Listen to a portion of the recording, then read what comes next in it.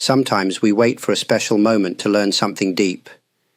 We think wisdom will come during a retreat, a trip to a temple, or while reading an old book. But real teachings often come quietly, during normal days, inside everyday problems. When your body feels tired, when you argue with someone you love, when things don't go the way you planned, these are not just bad moments. They are teachers. They show you how much you expect life to follow your wishes. They show how quickly emotions rise and fall. And if you look carefully, they also show you something deeper about yourself. A man once told me he always became angry when his bus was late. He thought it was the bus company's fault. But after some time, he noticed that the real problem was not the bus. It was his need to always be in control. The late bus only showed what was already inside him. That day, the late bus became his teacher. We don't have to search far for deep lessons. They are inside the noise of a busy street, in the long line at the store, in the discomfort of a rainy morning. The question is not, why is this happening to me? The better question is, what is this moment trying to show me? You do not need to escape daily life to grow. Daily life is the path. If you pay attention, your small problems become quiet voices. They whisper truths that no book can teach. And slowly, without big change, you become a little wiser.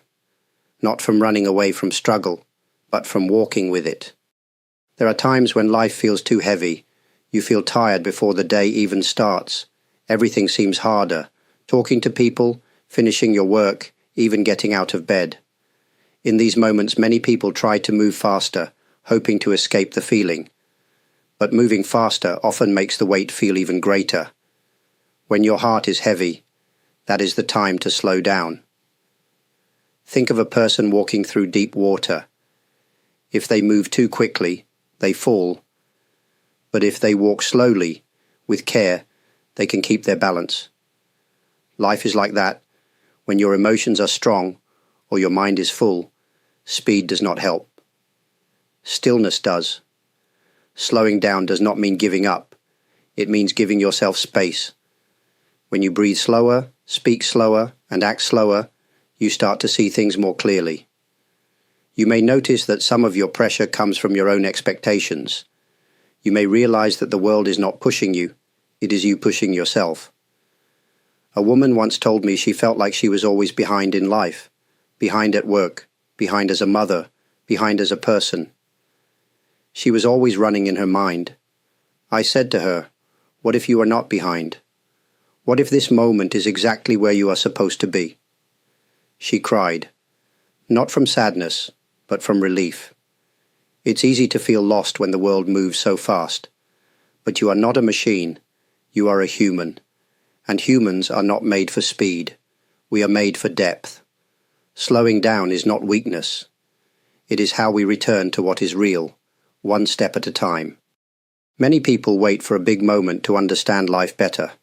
But often, the small pains teach us the deepest truths. A cold comment from a friend, a missed chance, a quiet feeling of being left out.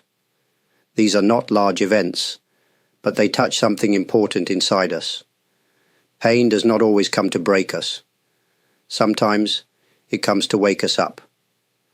One man told me he felt sad every time his phone had no new messages. It sounded like a small thing, but the sadness came often. We talked about it, and he slowly saw the truth. He was hoping that messages would make him feel important. When no one wrote, he felt empty. That emptiness was not caused by the phone. It had been inside him for years. Small pain can be a mirror. It shows us what we are holding inside, often without knowing it. It points to the parts of ourselves we usually avoid. That is why small pain can feel sharp. It touches what we try to hide. You don't need to fight these feelings. You don't need to run from them. Just sit with them, like you would sit with a friend who is sad. You may not have the answer right away, but something quiet begins to shift when you give the pain a little respect. It no longer controls you. It teaches you. We grow when we stop trying to be okay all the time. Life is not perfect, and neither are we. But even in our little hurts, something meaningful waits. If you can stay present with them, they may become the very thing that helps you understand yourself more clearly. Most of us try to stay away from things that make us uncomfortable.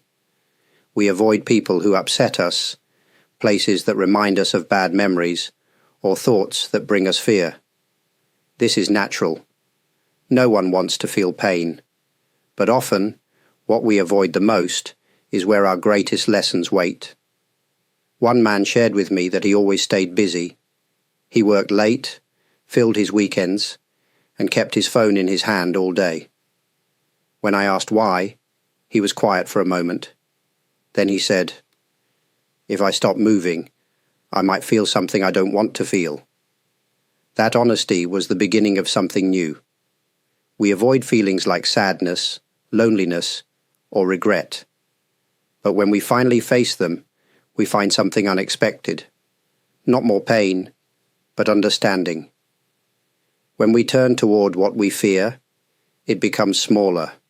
When we run away, it becomes larger in our minds. Avoidance is like locking a door. The problem is, sometimes the answer is on the other side. Facing what we fear does not mean we must fix it right away. It just means we stop running. We sit with it. We let it be part of our life, not something to hide. In doing so, we begin to understand it. And through that understanding, we grow stronger, softer, and more real. True peace does not come from avoiding all struggle. It comes from learning how to meet it, calmly and honestly. What you avoid today may be the very thing that teaches you what you've been searching for all along. Wisdom is not always loud. It does not come with bright lights or big words.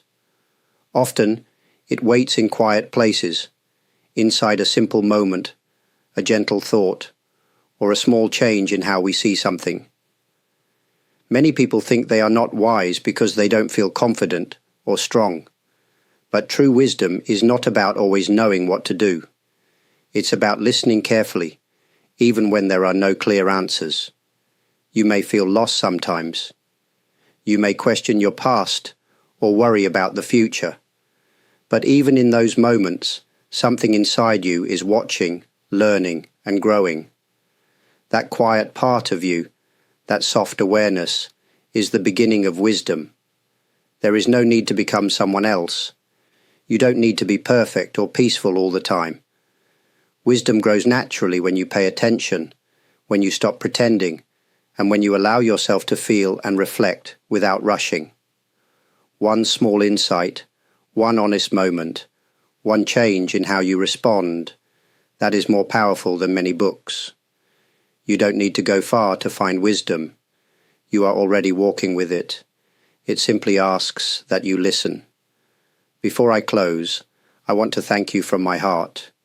Your kind support, through likes, subscribing to this channel, thoughtful comments, super thanks, and becoming a member means more than I can say. It allows me to continue sharing these quiet thoughts with you. I feel deeply grateful to walk a part of this journey together, even from across the world. Thank you for being here.